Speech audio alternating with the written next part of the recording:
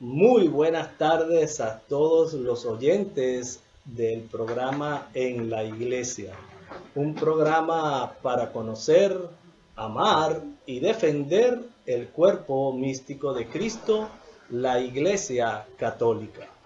Sean todos bienvenidos. Esta tarde les ofrecemos un programa de muchísimo interés para todos aquellos que tienen el deseo de conocer el origen y la verdad de toda nuestra fe.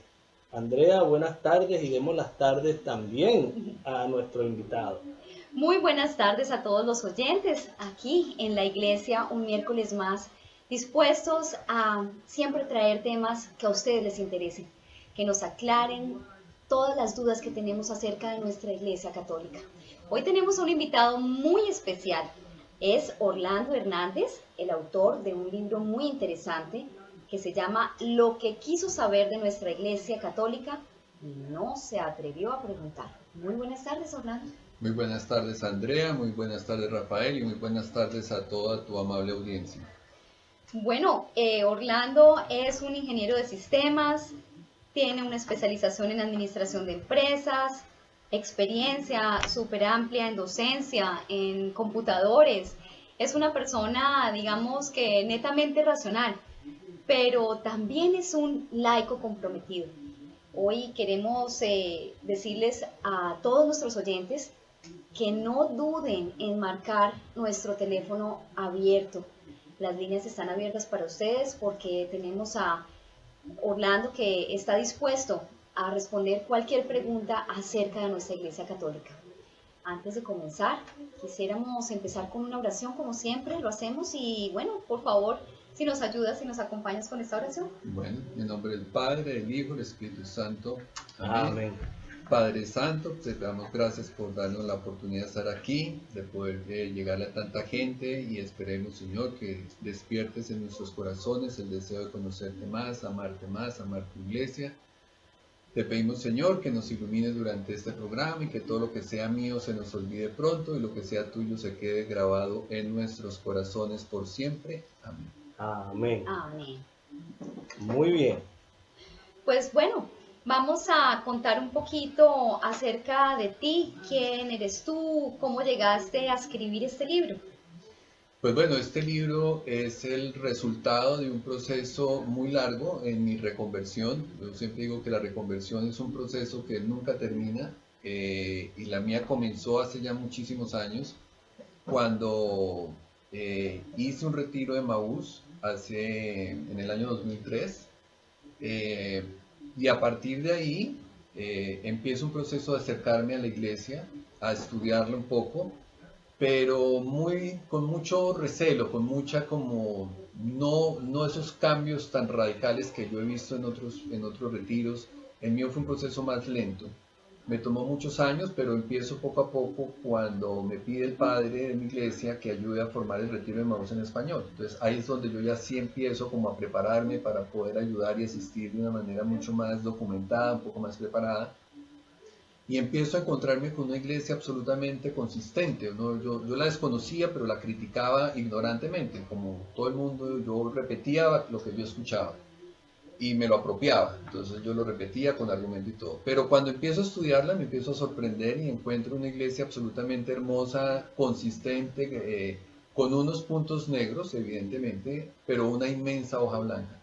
Empiezo a estudiar y empiezo a dar conferencias sobre diferentes temas y en la medida que la gente me empezó a formular preguntas, muchas coincidían con las mismas preguntas con que yo venía, ¿no? Las típicas pues de la iglesia, ¿por qué no reparte sus riquezas? Y la Eucaristía, que eso era una cosa simbólica, la Biblia, que eso de dónde lo sacaron. Bueno, yo tenía también la evolución, temas muy científicos, el tema de la evolución, el tema de la reencarnación, bueno, tantos temas que yo compartía. Y fue recopilando esas preguntas y dándole una respuesta documentada. Porque hasta ese momento para mí todo era un acto de fe. La gente me decía, pues eso es un acto de fe. Yo respondía que eso es un acto de fe. Y me empecé a dar cuenta que nosotros los católicos sustituimos la palabra ignorancia por la palabra fe. Lo que ignoramos decimos eso es un acto de fe. Y no, empecé a encontrar respuestas lógicas, científicas, históricas, bíblicas, con un gran apoyo bíblico y un gran apoyo de 2000 años de historia de nuestra iglesia documentada, ¿no? ¿Cómo es esa recopilación de material para poder a través de la lógica encontrarle respuestas a lo que tú estás diciendo, ¿no? A ese mito o a esa repetición de la respuesta de, no, es cuestión de fe. ¿Cómo haces tú para empezar a buscar libros que realmente te sustenten esas preguntas? Bueno, primero quiero hacer la aclaración. En calidad de hombre soy sumamente racional. Tú sabes que los hombres somos muy racionales. Y dos, soy ingeniero por formación. Entonces, como ingeniero, por toda mi vida profesional ha estado marcada a la demostración. Entonces, para mí, cuando yo empiezo a acercarme a la iglesia, cuando la gente me empieza a percibir como una persona religiosa y yo empiezo a tener discusiones, algunas amables, algunas con espíritu constructivo, otras con simplemente ganas de sembrar duda en mí, empecé a documentarme, a leer de la misma iglesia y de leer mucho de la ciencia, porque pues la ciencia es un gran amigo y un gran aliado de la iglesia, contrario a lo que la mayoría de la gente tiende a pensar, que la iglesia le hace daño a la iglesia. No, yo he sido muy inquieto en los temas científicos, en temas de astronomía, y empiezo siempre tenía una conciencia, digamos, de algo superior. Yo nunca fui ateo, no me puedo considerar ateo porque no lo negaba a Dios, pero sí agnóstico. Algo existe por allá como que planeó las cosas, pero no un término de Dios, ni mucho menos.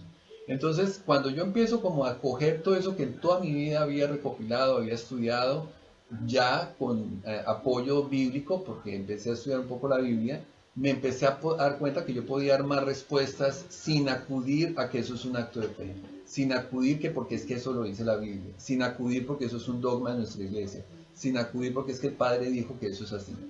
Yo creo que en ese inicio tú te encontraste con muchas personas que hoy en día están en esa onda, digámoslo, en esa onda de que pues somos hombres y todas las respuestas están dentro de uno. Soy capaz de, pero no necesito ese ser superior, eso no existe, eso quizás fue inventado por el mismo hombre. Yo creo que eso fue lo que también te impulsó un poco como a buscar esa parte racional, porque me sorprende que al leer tu libro casi no encuentras la palabra católico o digamos eso que dijiste, ¿no? Porque es un acto de fe, sino que siempre tratas de buscarle la lógica y una respuesta documentada. Exacto. Uno de los retos que yo tuve al escribir el libro fue que yo me propuse no usar la palabra fe en el libro. Yo respondo en el libro 33 temas que pienso que un católico debiera estar en capacidad, un buen católico debiera estar en capacidad de responder con algo más que es que así es, o eso es un acto de fe, o eso es dogma de la iglesia. Entonces mi reto fue poder responder esas 33 preguntas, que ahorita de pronto podemos entrar un poquito en esas preguntas, sin usar la palabra fe. Tú buscas la palabra fe y la vas a encontrar de pronto, pero como parte de una referencia, una citación de un libro, de un documento o de algo, porque tengo mucho soporte bibliográfico en el libro. Sí, definitivamente cuando uno ojea el índice, Orlando, de tu libro, a mí me causó una muy, pero muy grata impresión.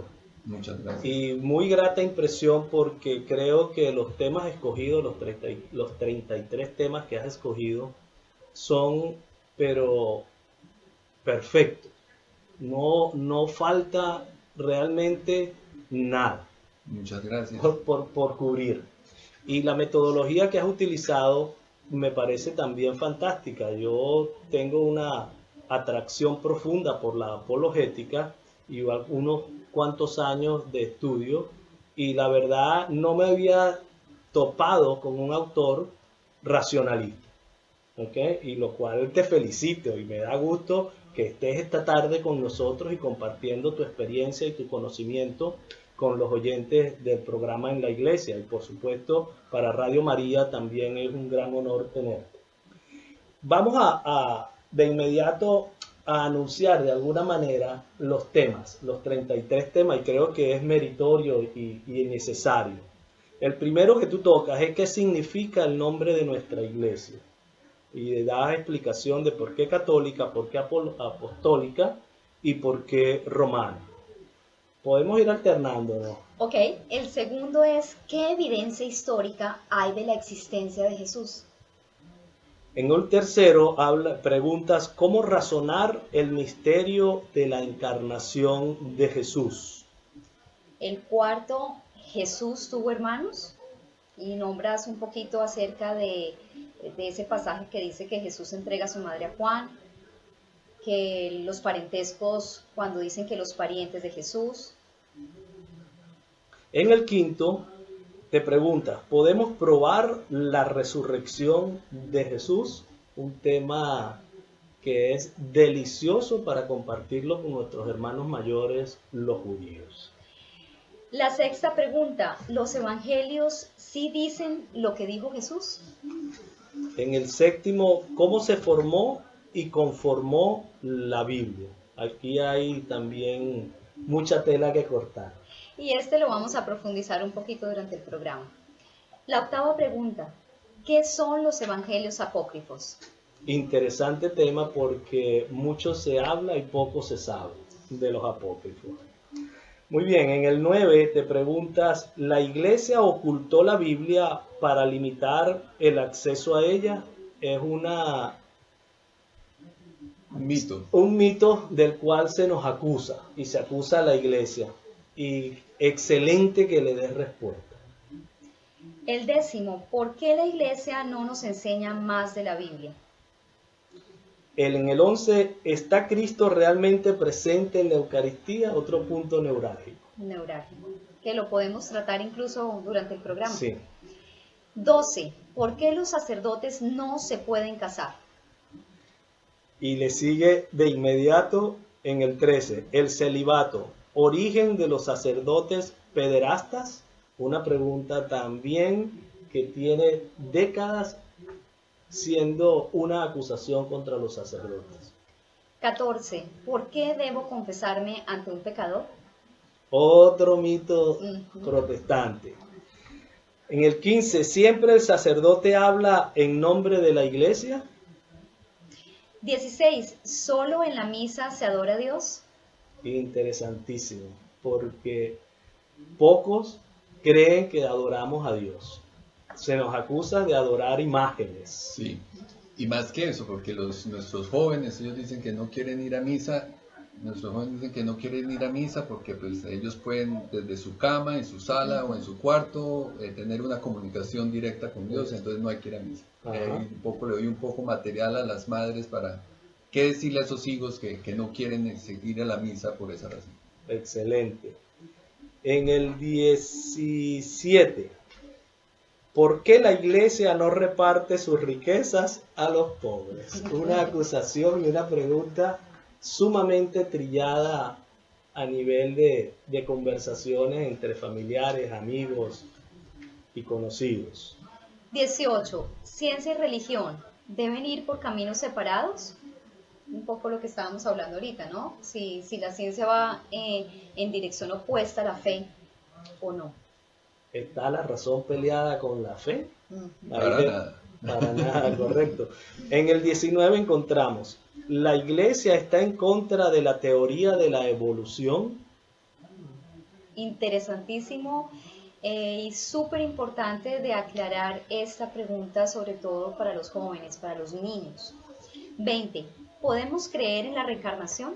Wow, en una época donde la nueva era está haciendo su agosto y su fiesta, ¿qué hay con eso? Correcto. 21. ¿Son reales todas las apariciones de la Virgen? Interesante. Para los marianos, para los no marianos y para todo católico y protestante. Respuesta a esa gran pregunta. ¿Por qué Dios permite el mal y el sufrimiento? Otro tema del que te acusan o te interpelan cuando hablas de Dios.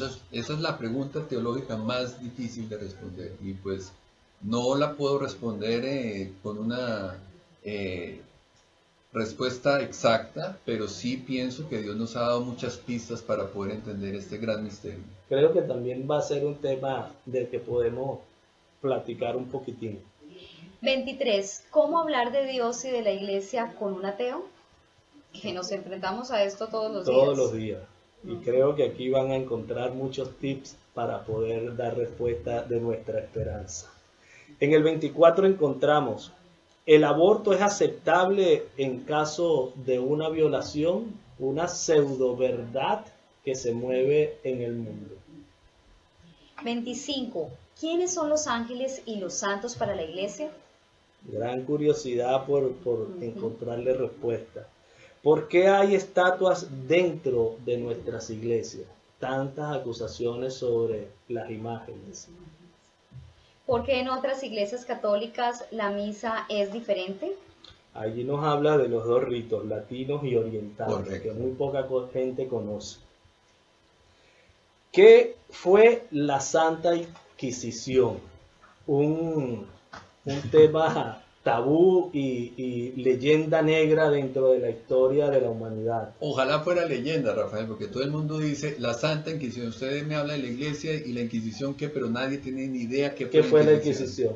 Ojalá fuera una leyenda como ellos piensan que la tienen. Y ni siquiera conocen los números de la Inquisición protestante. No, nada. Ni las barbaridades. Nada. Correcto. Muy bien. 29. ¿Qué fueron las cruzadas? Otro tema Otro igual. Sí. ¿Y las cruzadas qué? Y uno dice, bueno, explíquenme qué fueron las cruzadas. No sé, pero las cruzadas. Mataron un poco de Al que gente no creía en oscura. Dios, punto. Eso es lo que, así la resumen. Un hecho de 700 años en la historia de la humanidad, 700, lo resumen en una frase. En una frase. Y acusatoria. Total, claro. ¿Por qué en la iglesia, en el número 30, conseguimos esta pregunta? ¿Por qué la iglesia no evoluciona con los tiempos?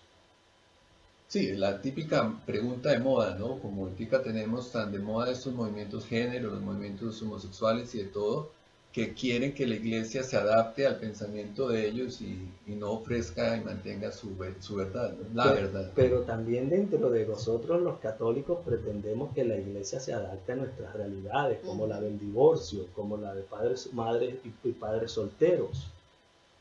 Y correcto. Ahí tela de mucha para cortar en esto. 31. ¿Solo a través de la iglesia católica hay salvación? Ese es un tema bien interesante porque aún dentro de los mismos católicos eso lo miramos como una frase muy portentosa, muy arrogante, que la iglesia se atribuye a decir que es solo a través de la iglesia, y por eso la explico, porque es una frase que incluso en los católicos no cae bien, y en los no católicos por supuesto que menos. Menos que menos, sí. Y bueno, no vamos a profundizarlo, ya tendremos un poquitín de tiempo. En el 32 vamos a encontrar: ¿seré fanático por practicar lo que me pide mi religión? Sí, sí. Debo confesarlo que alguna vez me lo he planteado. ¿Estaré cayendo en fanatismo? Bueno, ahí puedes encontrar de pronto algo que te ayude a responder esa pregunta.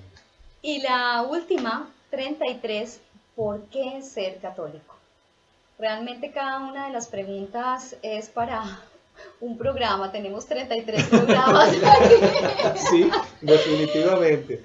Pero ahora que nuestros oyentes han visto la riqueza que tiene este libro, y lo más interesante es que hemos leído preguntas, pero en el libro van a encontrar respuestas y respuestas lógicas, respuestas que nos van a ayudar. Yo pienso que así como nuestro eslogan del programa es amar, conocer y defender, precisamente a eso nos pueden ayudar. Así que quiero dar los teléfonos en donde nos pueden llamar y hacerle la pregunta o profundizar alguno de estos temas que tiene el libro. Es el 1866-880-7136. 1866-880-7136 a nivel nacional. Y local, 786-485-1392. Mientras nuestros oyentes se disponen a marcar el número, vamos nosotros a una pausa y a escuchar una melodía. Nuestro hermano Orlando es producto de los retiros de Emaús. Así es, y del Espíritu Santo, que me guió a través de todo este caminar, me ha seguido guiando, me ha acompañado. Muy bien. Andrea, tú tienes una pregunta. Bueno, no, quisiera que tú nos ampliaras un poquito alguno de estos capítulos con estas preguntas tan interesantes. Y hemos escogido ¿cómo se formó y conformó la Biblia? Yo creo que hay una frase que hoy en día escuchamos muchos, que es, ¿por qué yo tengo que creer que la Biblia, escrita por manos, escrita por diferentes autores durante tanto tiempo, en diferentes etapas de la humanidad, ¿por qué yo tengo que creer que ese libro es palabra de Dios? Bueno, antes de responderte eso, cuando dices escrita por humanos, yo recuerdo que cuando yo estaba empezando en estos caminos, yo con mucha energía y con mucho entusiasmo quería defender mi iglesia. Y pues obviamente en ese momento mis únicos argumentos eran la Biblia, ¿no? Y recuerdo que cuando yo empezaba a decir, bueno, pero es que mira que en la Biblia dice, y entonces inmediatamente la otra persona me callaba y me decía, pero es que la Biblia la escribieron hombres, ¿cómo voy a confiar que en eso? Entonces yo la verdad me quedaba como pensando y me retiraba, ¿sí? Yo quedaba todo, como decimos, con el rabo entre las patas porque yo quedaba, no tengo nada que decir, nada que aportar. Y más tarde otro intento y la misma experiencia. Y un día yo recuerdo que yo estaba bañándome cuando de pronto se me vienen esas ideas que el Espíritu Santo me dice, pero y entonces si no fueron humanos, ¿qué?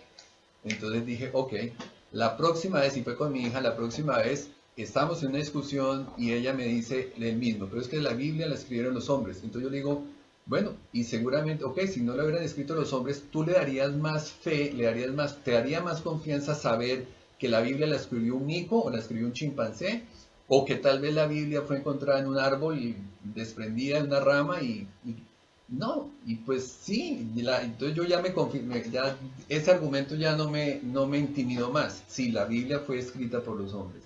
Y fue escrita de una manera que cuando uno la lee y uno la profundiza, te vas a encontrar con que el Antiguo Testamento se escribió más o menos en un periodo de 1700 años. Encuentras dependiendo a quién vayas, vas a encontrar entre 45 y 50 diferentes autores.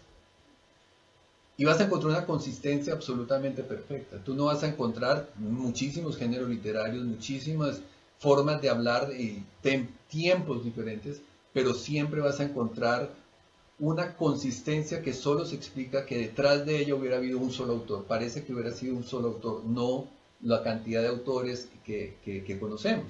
Entonces, esa es una de las razones por las cuales traté el tema de que quede claro pues que la Biblia evidentemente tiene una inspiración divina y la encuentras leyéndola por la misma consistencia. Y segundo, porque quería dejar claro que la gente tiene la percepción, la equivocada percepción, que la Biblia fue armada a punta de dedo, que un día en alguna época de la vida un papa se reunió con 5 sacerdotes y arrancaron a seleccionar lo que a juicio de ellos convenía que existiera en la Biblia o no. Entonces cogieron este papiro sí, este papiro no, este papiro sí, pero quítenle aquí, modifíquenle acá, listo, se aprueba, se imprime y se fue. Eso es una concepción sumamente errada porque la Biblia toma la conformación de la Biblia, lo que nosotros conocemos como el canon de la Biblia, un proceso de más de 30 años de discernimiento después de casi 350 años de aceptación en todas las iglesias más importantes de la Asia, que era en esa época. Estamos hablando del Antiguo y el Nuevo Testamento. Del Antiguo y Nuevo Testamento. No, ya con la Biblia que conocemos hoy. La Biblia que conocemos hoy. Donde las razones que se dieron para escoger los libros que se dieron a escoger era porque ya eran aceptados popularmente por las iglesias más importantes. Obviamente su autoría, ¿no? ¿Quién era el autor? Tenía que ser un autor conocido.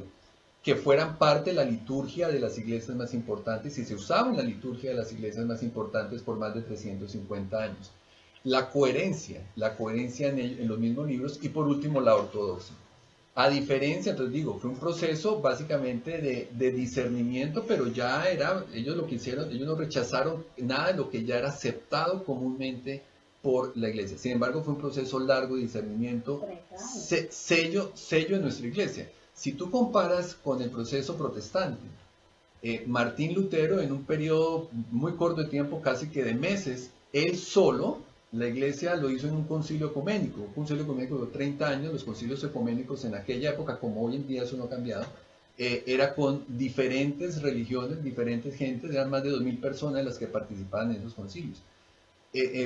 Lutero solito, en cuestión de meses, determina qué va a ser parte de su Biblia.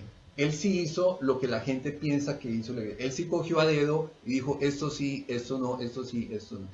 Esto me conviene, esto me contradice, esto me va bien. Exactamente, esto no, y quitó lo que para su propuesta que él tenía para una nueva iglesia le convenía. Entonces, en el libro, además de tratar una historia bella, porque la historia de la Biblia tiene una historia absolutamente bella detrás, ¿no? De las personas que recuerdan la película de Indiana Jones, de esos arqueólogos explorando, encontrando cosas, objetos, pues la Biblia es así, encontrándose tantos manuscritos que nos dan soporte de que la Biblia que tú tienes encima de tu mesita de noche corresponde a las Biblias originales. No ha habido alteraciones ni ha habido nada. Tenemos en la actualidad, antes de la imprenta, porque después de la imprenta pues pierde validez el argumento, pero antes de la imprenta, cuando era puro papiro copiado a mano, más de 50.000 ejemplares que datan desde el siglo VIII antes de Cristo hasta el año 350, que es donde tenemos los 3 códices más importantes de la Biblia. Entonces, en todo ese periodo, de todos esos hallazgos, más de 50.000. Si tú te vas al siguiente manuscrito que yo siempre cito, el de la Ilíada, de Homero, tenemos en la actualidad, es un libro que se escribe en el siglo VIII también antes de Cristo. Es un libro que tenemos más o menos 70 papiros, en teoría, en relativamente buena conservación.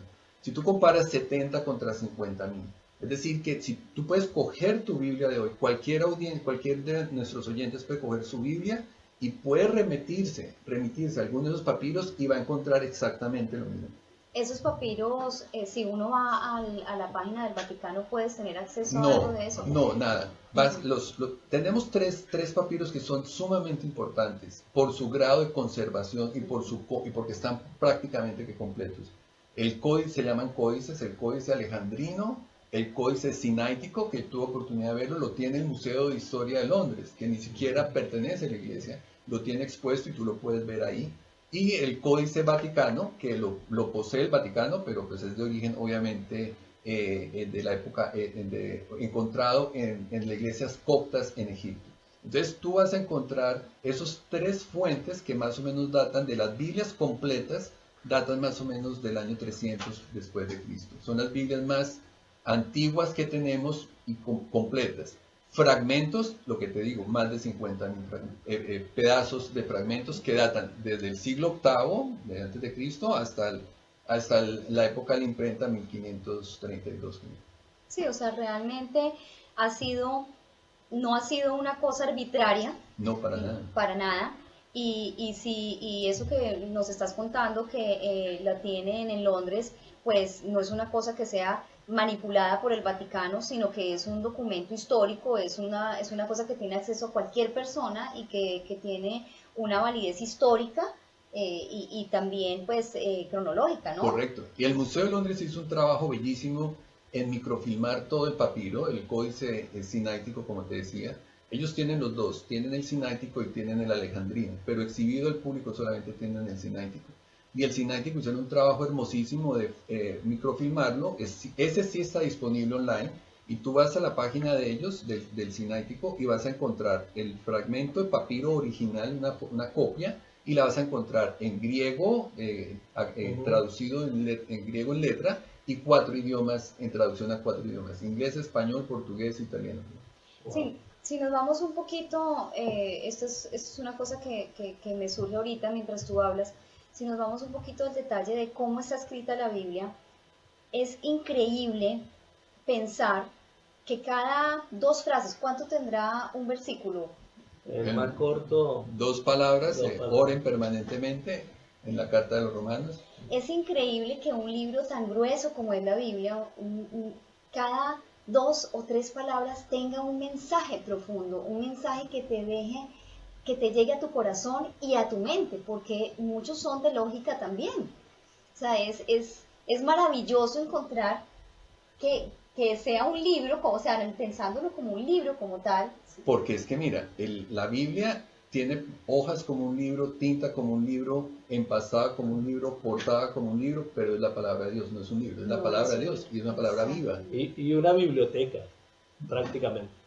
O sea, un libro que es una biblioteca, son 73.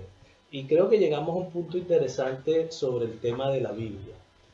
Vamos a preguntarte, Orlando, ¿por qué los protestantes y Martín Lutero decide acogerse al canon de los judíos que estuvieron en contra del Señor Jesús, y rechaza el señor Lutero el canon católico.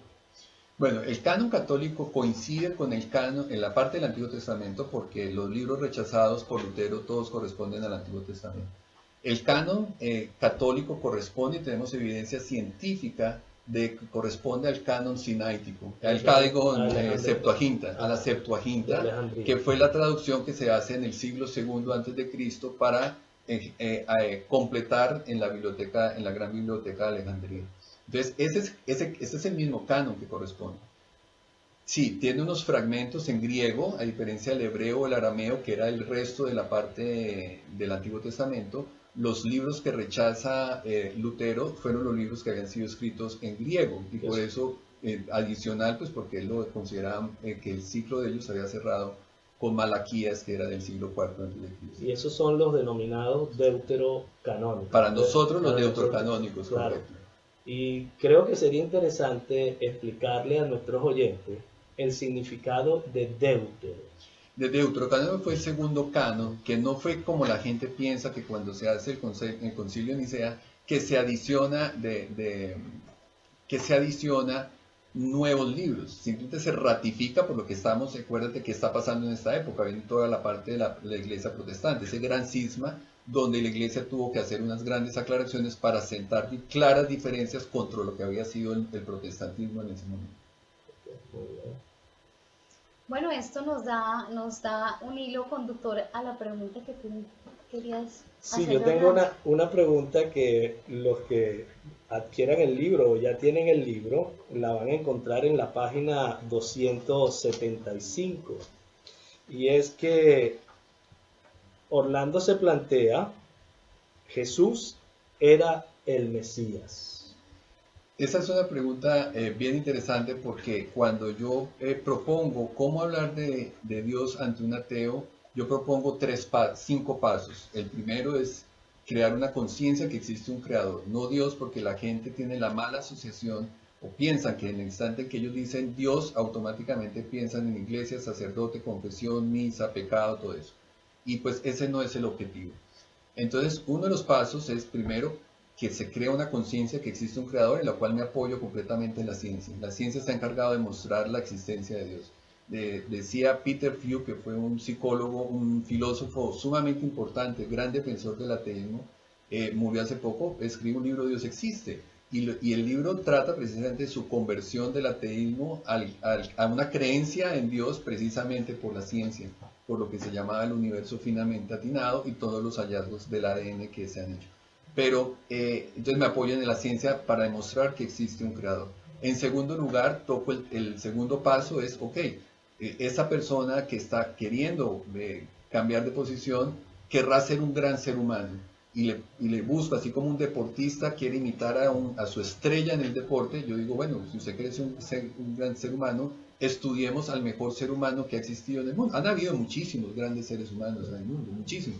Cojamos el mejor de todos, leamos su biografía, no acudamos a fuentes un poco sesgadas de biógrafos que han escrito sobre Jesús, vámonos a la Biblia. Y el tercer paso es demostrar que ese Jesús era el Mesías.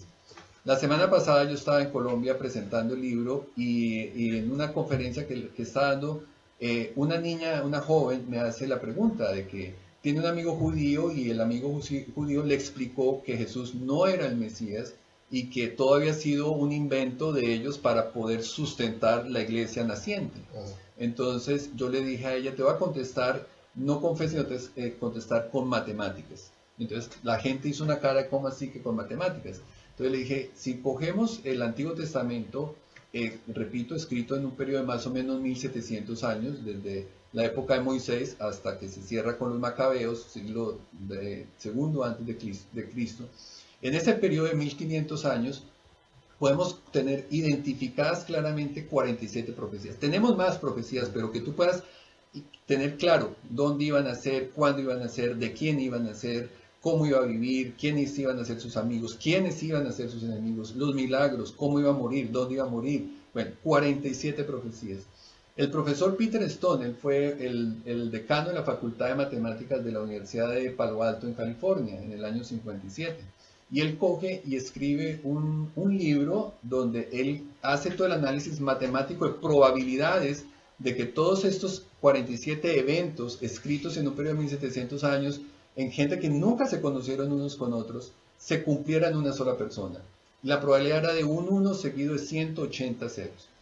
Y el número te puede parecer, Rafael y Andrea... Pero dilo despacio. Ok, un 1 seguido de 180 ceros. La gente ese número le puede parecer grande, pero se te lo va a poner un poco en contexto.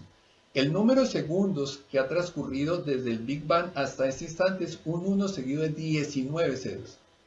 El número de partículas, no de átomos, el número de partículas en el universo conocido es un 1 seguido de 90 ceros.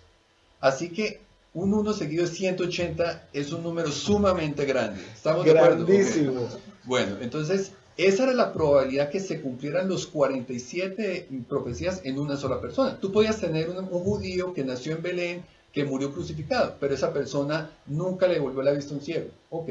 Puedes tener una persona que nació en Belén, le devolvió la vista a un ciego, pero nunca fue crucificado. O fue crucificado, pero nunca entregado por un amigo.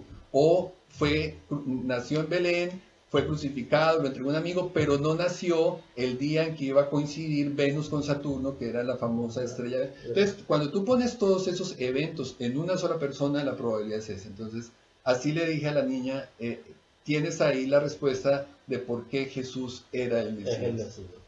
Increíble, ¿no? Matemáticamente. Qué buen trabajo has hecho. Y en el libro encuentra un poco el desarrollo, las operaciones, porque cómo se calcula una probabilidad y de todo ahí van a encontrar la maravilla de la matemática. Déjame decirle a nuestros oyentes que anoche estuve leyendo esa parte del libro en el capítulo 23 y la verdad es fascinante. Para aquellos que no manejamos con mucha perfección las probabilidades, las estadísticas o las matemáticas, aquí hay una buena manera y muy pedagoga, una pedagogía excelente para entenderlo.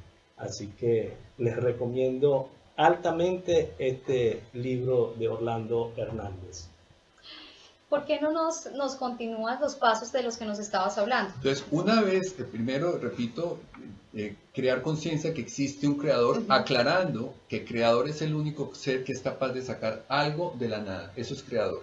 Los hombres no somos creadores, nosotros no podemos crear nada, nosotros podemos transformar, pero no crear. El único que puede crear es Dios. Y por lo tanto la creación viene de Dios, porque Dios es el único que puede sacar algo de la nada. Y lo creó todo de la nada precisamente para no violentar la naturaleza de las cosas. Si tú coges un árbol y lo transformas en una mesa, estás violentando la naturaleza del árbol. Dios hizo su creación completamente de la nada.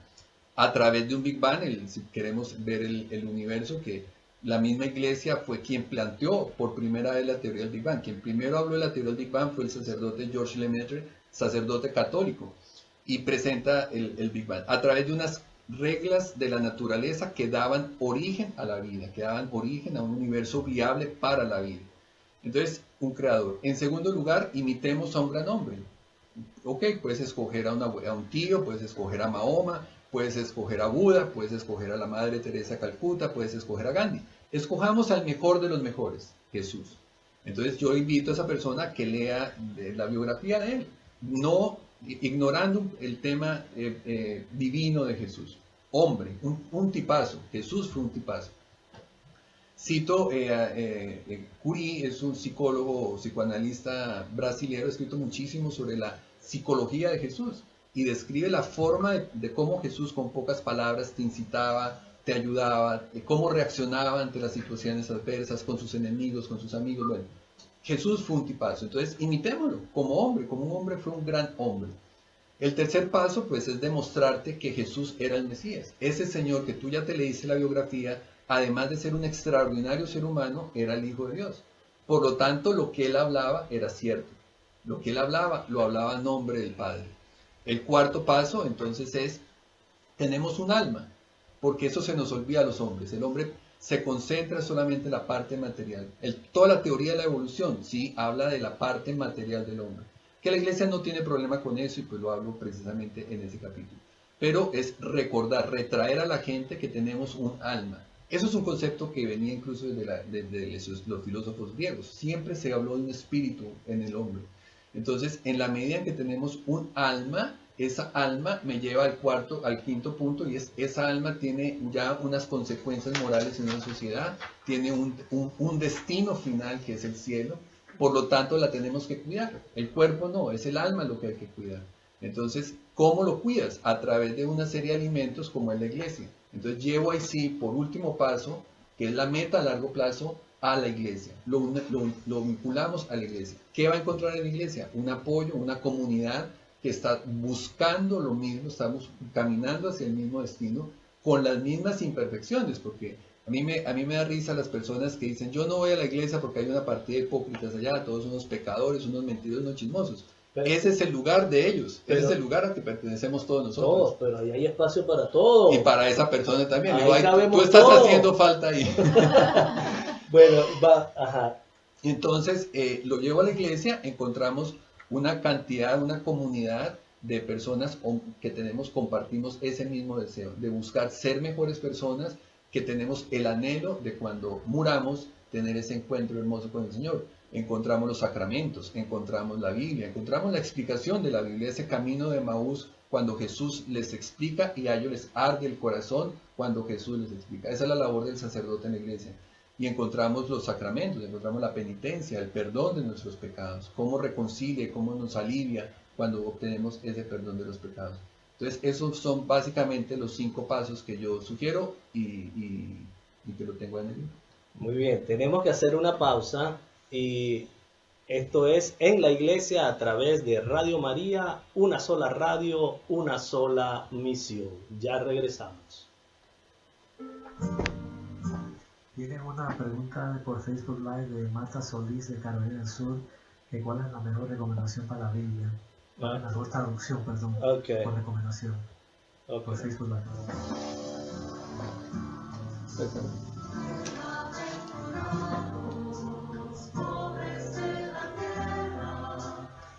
Chévere, enseñamos eso por ahí. Los 5 pasos sobre esto, chévere.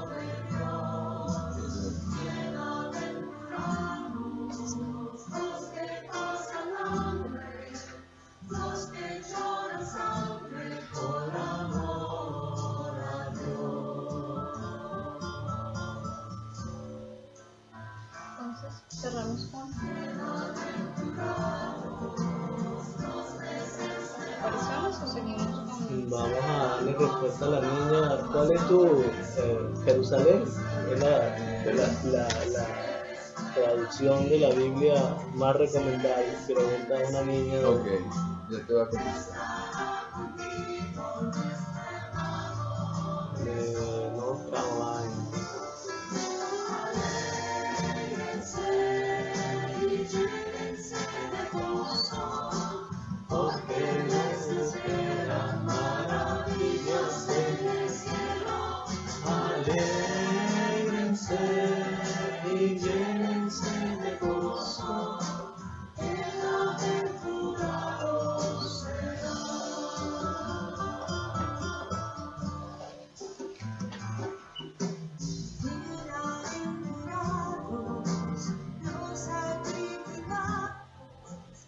Y estamos ya de regreso en su programa En la Iglesia a través de Radio María, una sola radio, una sola misión. Tenemos una pregunta a través de Facebook Live de Carolina del Norte y quiere saber esta hermanita nuestra, ¿cuál es la mejor traducción o la traducción que, Orlando, tú recomendarías para una hermana en Carolina del Norte? Pues esa es una pregunta bien interesante, Rafael, porque una vez se le preguntó a Alfredo Tepox Varela, él era miembro de las Sociedades Bíblicas Unidas y fue uno de los participantes en la traducción de la Biblia Dios habla hoy. Y él le preguntaba, bueno, si es cierto que la palabra de Dios es la palabra de Dios con tantas traducciones, ¿cuál es la que de verdad lo tiene? Y él contestó, ninguna de ellas y todas a la vez, ninguna y todas a la vez, porque cada Biblia, cada traducción es susceptible a ser mejorada, pero en la combinación es donde tú vas a obtener finalmente una visión un poco más amplia de las traducciones. Porque tú tienes que tener en cuenta que la Biblia fue escrita en un periodo de hace 5.000 años, empezamos, repito, 1700 antes de Cristo, 3.700 años, hace 3.700 años empieza a escribirse, en una cultura que no es la nuestra, oriental, nosotros somos occidentales, en unos lenguajes que van cambiando. Los mismos, hace 50 años, palabras que yo sabía, hoy han tenido un cambio, otra denominación. Para la de la Dios habla hoy es una Biblia que tiene imprimatur. Yo hago énfasis en eso, ¿no? Que la Biblia tenga un imprimatur, eso es bien importante, lo encuentra generalmente en la primera o segunda página. La Biblia de Dios habla hoy es una traducción relativamente buena, muy interesante, viene precisamente la Septuaginta, directamente traducción de la Septuaginta, muy económica, aquí en Estados Unidos en español se consigue por $5 o $7 y es bastante completa. Si quiere invertir un poquito más, una Biblia que tenga comentario bíblico, siempre y cuando, repito, el imprimatur es bien importante en las Biblias también tienen el imprimatur. Muchos de nuestros oyentes se estarán preguntando, ¿pero qué es eso del imprimatur? El imprimatur es un decreto de aprobación de la Iglesia Católica que dice que el contenido de ese material impreso está 100% de acuerdo a la enseñanza de la Iglesia. A la doctrina. A la doctrina de la Iglesia. Okay. Mi libro tiene el magisterio de la Iglesia. Mi libro tiene imprimatur, es una cuña. Sí, el imprimatur generalmente lo otorgan los obispos o los arzobispos de las diócesis en la cual el libro, el texto, se publica. Originalmente. Correcto. Entonces, para el oyente, en Facebook le recomendaría la de Dios habla hoy, la latinoamericana, que es la que usan la mayoría de los sacerdotes aquí, que les conozco. La latinoamericana también es una traducción bien interesante. Yo tengo una percepción un poquito diferente. En las cárceles lo que tú consigues es la Dios habla hoy. Y por muchos años trabajé con la latinoamericana. Pero me inclino más a la traducción de la Biblia de Jerusalén, la versión latinoamericana, y para comentarios la del sacerdote judío Shokel, que es la Biblia de nuestro pueblo. La Biblia de nuestro pueblo. Ok. Que es un equipo de sacerdotes, publica publicaciones claretianas. Ok. Los comentarios a pie de página de esa Biblia es excelente. Pero como tú dices, cuando nos paseamos por diversas, encontramos riqueza. Claro. Encontramos muchas riquezas. Cuando yo tengo dificultad en un pasaje, yo tengo muchas versiones y leo de todas y ahí ya como que abstraigo una idea un poco mejor. Sí, definitivamente. Pues realmente nos quedamos cortos. Desafortunadamente el programa es corto para este tema tan rico. Yo quisiera preguntarte, la gente queda antojada de saber más. ¿Dónde pueden encontrar el libro Lo que quiso saber de nuestra Iglesia Católica y no se atrevió a preguntar y que tiene imprimatur de el arzobispo de Miami, Thomas Wensky? Actualmente solamente está disponible en Amazon, en versión digital y en versión impresa. Y en Colombia, en un sitio que se llama bubok.co, ahí también está disponible ya en Colombia. Por ahora solo estamos en esos dos países, edición impresa y digital pues en todo el mundo. Acá en Miami, ¿dónde das conferencias? ¿Dónde explicas un poquito más a fondo tu libro? Yo voy moviéndome en diferentes iglesias. En este momento tengo programado para el mes de mayo los tres martes de mayo en la casa Monseñor Román. Creo que es a las 8, de 8 a 9:30 de la noche. Y tengo programado también en mayo, martes, en la iglesia de San Estefan, ahí en la 441 con Penwood Road.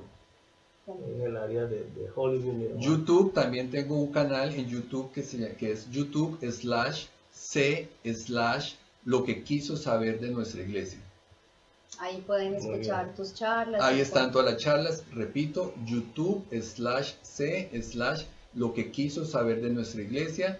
Y me pueden también contactar si alguien está interesado en que yo le lleve material o que le dé alguna charla, alguna conferencia, no importa el tamaño del grupo ni nada, en su iglesia o en sus grupos de oración, me pueden contactar a hernandezorlando@yahoo.com. hernandezorlando@yahoo.com. Es la mejor forma de contactarme. Bueno, pues Orlando, mil gracias por habernos acompañado en el programa de hoy. Realmente quedas en deuda con nosotros para otro programa porque nos quedaron muchos temas por aclarar y por profundizar. Pero el que tenga interés, les recomiendo pero muy ampliamente que obtengan el libro de Orlando Hernández, Lo que quiso saber de nuestra Iglesia Católica y no se atrevió a preguntar. Aquí va a encontrar respuestas y va a aprender a cómo responder desde la razón a todas las preguntas que les hagan.